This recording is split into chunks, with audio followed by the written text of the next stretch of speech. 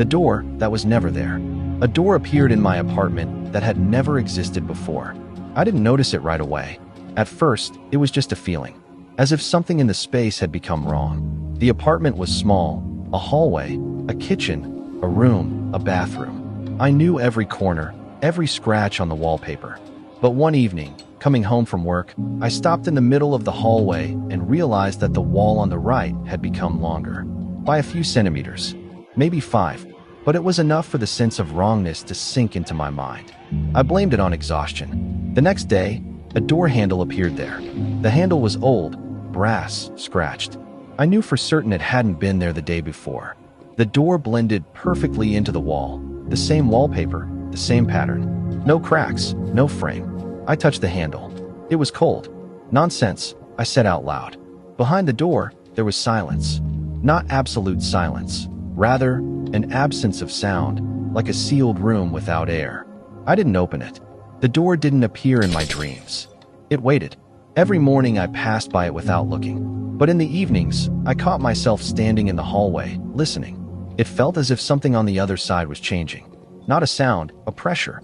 As if the space beyond the door sometimes moved closer. On the third day, I noticed scratches on the floor in front of it. Long, thin marks, as if something had been dragged outward. I called the apartment's owner. "There has never been a door there," he said after a pause. "Are you sure this is in my apartment?"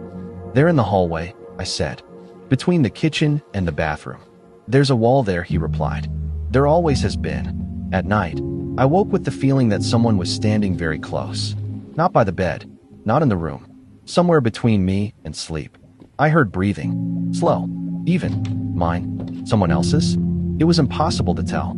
When I got up and went into the hallway, the door was slightly open, just a little. From behind it came the smell of dust and old things.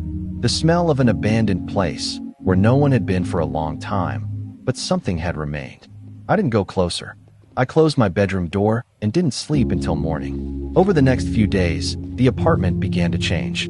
Things didn't disappear, they shifted. A chair a little closer to the hallway. Shoes not where I'd left them. Once, the mirror in the bathroom showed the hallway slightly differently than it looked when I turned around. The door in the hallway was now always open. Behind it, a room.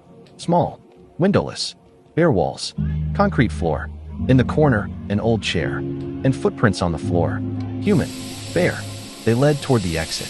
I entered the room only once. The air there was thick, heavier than normal. Every movement seemed to echo not as sound, but as sensation.